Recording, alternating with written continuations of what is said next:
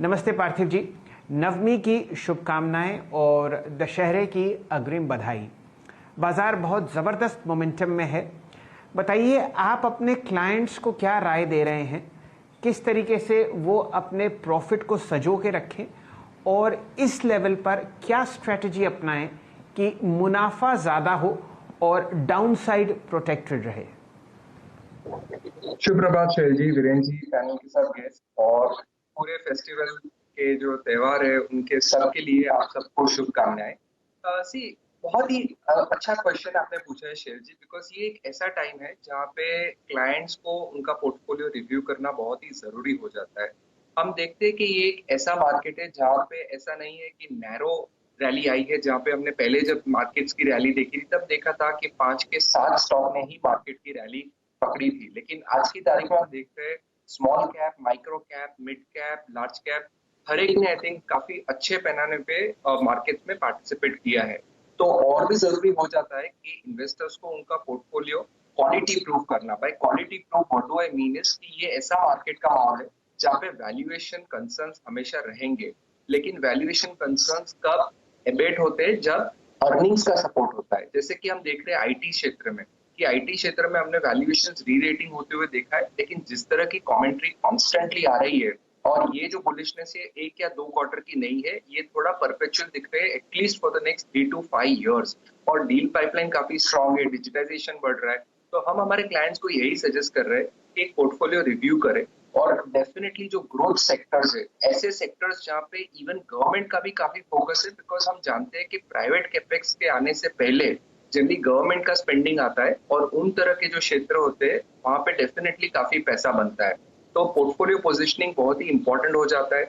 ऐसी कंपनीज जहां पे डिस्पाइट द फैक्ट कि फंडामेंटल्स आगे जाके अच्छे नहीं होने वाले और वैल्यूएशंस काफी रन अप हो चुके हैं, वहां पे डेफिनेटली प्रॉफिट टेकिंग करना चाहिए। और यहाँ पे हम ये भी सजेस्ट कर रहे हैं कि ये अल्फा जनरेट करने का मार्केट नहीं है, कैपिटल प्रोटेक्ट करने का मार्केट है। और हमारा हमेशा ये मानना रहा है कि अगर डाउनसाइड प्रोटेक्ट कर लेंगे तो अपसाइड उसका ध्यान देख लेगा।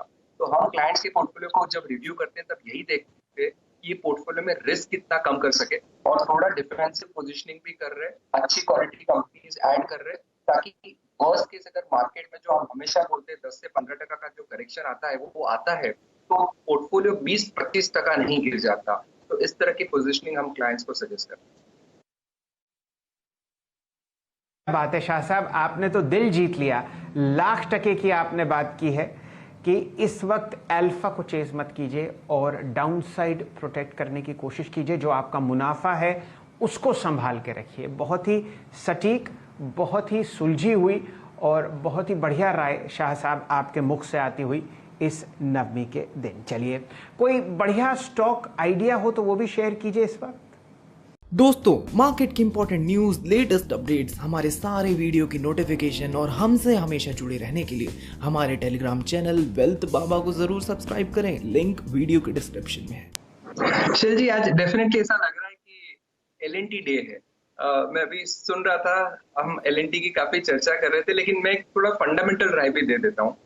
हम देख रहे हैं कि जिस तरह से हमारे प्राइम मिनिस्टर साहब ने गति शक्ति की बात की है, इंफ्रा स्पेंडिंग की तो बात हम पिछले 2-3 बजट से सुन रहे हैं कि गवर्नमेंट के पिछले आने वाले 5 साल के जो टारगेट है 100 लाख करोड़ वर्थ के प्रोजेक्ट्स उनको इम्प्लीमेंट करने।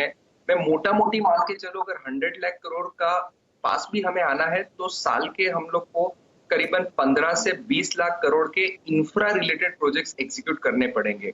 हम लोग ये भी स्टैटिस्टिक्स निकाल रहे थे कि इंडिया में स्पेशली लिस्टेड स्पेस में ऐसी कितनी कंपनी है कि जिनके पास फॉरगेट क्षमता, लेकिन जिसके पास वर्किंग कैपिटल, बैंक गारंटीज है कि वो 5,000 करोड़ और उससे ज्यादा के प्रोजेक्ट्स एग्जीक्यूट कर पाए। तो सरप्राइजिंगली बहुत ही ऐसी कम कंपनीज है और उसमें डेफिनेटली LNT एक ऐसी कंपनी है जिसके पास ना कि 5,000 करोड़ लेकिन 10,000 से 25,000 करोड़ के ऑर्डर बुक लेने की क्षमता है। एक सिंगल ऑर्डर वो लोग 25,000 करोड़ तक इजीली ले सकते हैं। दैट इज द रीजन कि LNT जैसी कंपनी के पास, और मैं LNT के कोर बिजनेस की बात कर रहा हूँ, हम सब जानते हैं उसके सम ऑफ पार्ट वैल्यूएशन अगर हम देखेंगे तो उसकी जो सर्विसेज बिजनेस है, IT है, फाइनेंशियल सर्विसेज, वहां पे तो बहुत बेहतरीन और अच्छा कर रहे हैं। लेकिन जो लैगार्ड था और जिसकी वजह से वैल्यूएशन डिप्रेस रहे वो उनका कोर बिजनेस है जो इंफ्रास्ट्रक्चर एग्जीक्यूशन का बिजनेस है। तो वहां से जिस तरह का मैं मोमेंटम एनविजाज कर रहा हूँ, और मैनेजमेंट हर क्वार्टर हर कॉन कॉल में ये कैटेगरीली बता रहे कि आज की तारीख में हम लोग फोकस करेंगे नेट वर्किंग कैपिटल साइकिल पे और आरओईज पे, हमें ऑर्डर्स चेज नहीं करने। और ऐसा ही होने वाला है। आज की तारीख में हम देखेंगे बैंक्स भी इन तरह के अच्छे इंफ्रास्ट्रक्चर कंपनीज को अच्छे लेवल्स पे फंडिंग करेंगे। ये इंफ्रास्ट्रक्चर कंपनी सिलेक्टिवली अपना ऑर्डर बुक बढ़ाएंगे। और एलएनटी का मैनेजमेंट पेडिग्री जिस तरह का है, और मैं मानूंगा कि पिछले 7 से 8 साल में L and T as a parent stock बहुत ही लगाड़ रहा है। हम रिटर्न्स देखेंगे तो प्रॉब्ली बैंक एफडी से भी कम रहे, लेकिन मेरा मानना है अगला डेकेड, अगले 5 साल मिनिमम एलएनटी जैसी कंपनी के लिए बहुत ही बेहतरीन रहेंगे। उन्होंने उनके कुछ डिविजन्स के लिए, नॉन कोर डिविजन्स के लिए वैल्यू अनलॉकिंग का भी प्रोग्राम किया है, पार्टनरशिप्स भी करेंगे। तो मेरा मानना है कि एलएनटी जैसी company is must have in portfolio. और मैं जो डिफेंसिव बेट्स की बात कर रहा था, मेरा मानना है यहाँ पे एलएनटी डिफेंसिव बेट भी हो जाता है, बिकॉज ये एंटायर बुल रन में एलएनटी इतना रैली नहीं किया है। तो डाउनसाइड रिस्क मेरे को बहुत ही कम लग रहा है, और आगे जाते जिस तरह की विजिबिलिटी है, L and T will be the stock to reckon.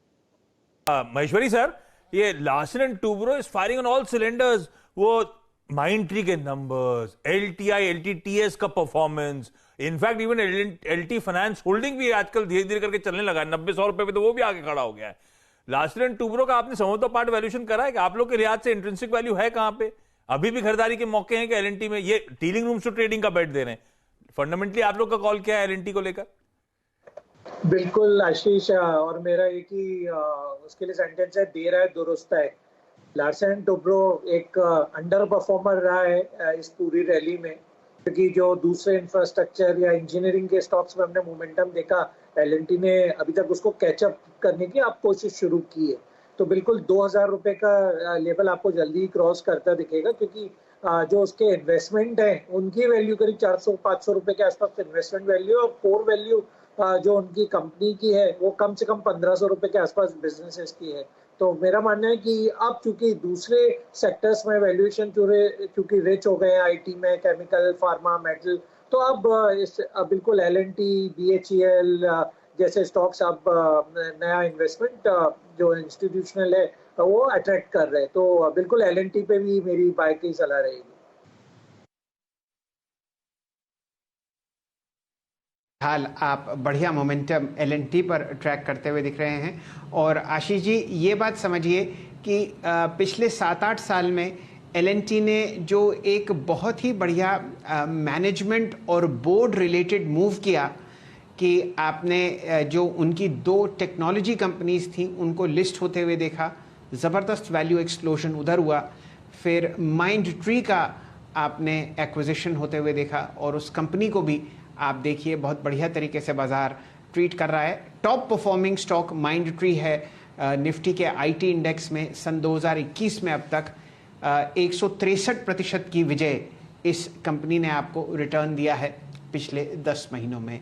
और अब ये सब चीज़ें एलएनटी के इंडिविजुअल स्टॉक पर काम करती हुई दिख रही हैं। 100 लाख करोड़ रुपए अगर खर्च होते हुए दिखेंगे इंफ्रास्ट्रक्चर पर आगे आने वाले 3-4-5 साल में, तो एक ऐसी कंपनी जो हमारे देश की सबसे बड़ी कंस्ट्रक्शन जायंट है, हर तरीके का आप इनसे फैक्ट्री, प्लांट, सड़क, हाईवे और दुनिया भर के कंस्ट्रक्शंस देखते हैं, तो एलएनटी पर अच्छा असर आपको पड़ता हुआ दिख सकता है। 2000 का लक्ष्य साधते हुए हमारे मित्र आशीष महेश्वरी साहब। वीरेंद्र जी, आपकी टिप्पणी एलएनटी पर? शैल जी, एलएनटी को मैं बार बार देख रहा था, तो यहाँ पर एक मुझे हाई याद आ रहा है इसका, और वो है आप समझ लीजिए कि 24 सितंबर का जो हाई है 1812 का। अब अगर मैं उस हाई को कंसिडर करूं और आज के अगर आप देखें हाई को कंसिडर करूं, तो एक टिपिकल राउंडिंग बॉटम स्क्रीन पे नजर आ रहा है। मानस, आपकी राय क्या होगी? बेस को रिस्पेक्ट देता हुआ 10 day 20 day exponential moving average बहुत सेफली अगर आप देखें सिक्योर करते हुए, और आपको क्या लग रहा है, मीन कैसे अप्रोच करना चाहिए इस स्टॉक को? आपका टारगेट क्या होगा? इस राउंडिंग बॉटम का जो फॉर्मेशन का टारगेट है, आप क्या लेके चल रहे हैं? 1790। देखिए, मेरा समझना है कि शायद 1900 रुपए, 1910 तक के स्तर आपको देखने को मिल सकते हैं। करंट लेवल से 100-125 रुपए की रैली देखने को मिलेगी। और देखिए, पैटर्न बहुत क्लियर है, हाई टॉप हायर बॉटम का ट्रेंड है। हर गिरावट पे 20 डे मूविंग एवरेज पे स्टॉक सपोर्ट लेता है और नया हाई बनाता है। तो इस बार भी क्योंकि स्टॉक ने 20 डे मूविंग एवरेज पे सपोर्ट लिया, तो नया हाई जरूर बनेगा। और इस रैली में 1910 तक के स्तर देखने को मिल सकते हैं, इसलिए पोजिशनली आपको खरीदारी करनी है। 1759 के नीचे आपको स्टॉप लॉस रखना है, और टारगेट आपके 1900-1910 की रेंज में रहेंगे। अगर आप ट्रेडिंग में ब्रोकरेज के नाम पर अपने हजारों रुपए बर्बाद कर रहे हैं तो अब बदलिए और देश के सबसे सुरक्षित और भरोसेमंद ब्रोकर्स के साथ जुड़िए, जहां पर सिर्फ 20 रुपए की ब्रोकरेज में आप कर सकते हैं अनलिमिटेड ट्रेड। तो दोस्तों, अकाउंट ओपनिंग की लिंक वीडियो के डिस्क्रिप्शन में है, जाइए और अभी अपना 100% फ्री अकाउंट ओपन कराइए।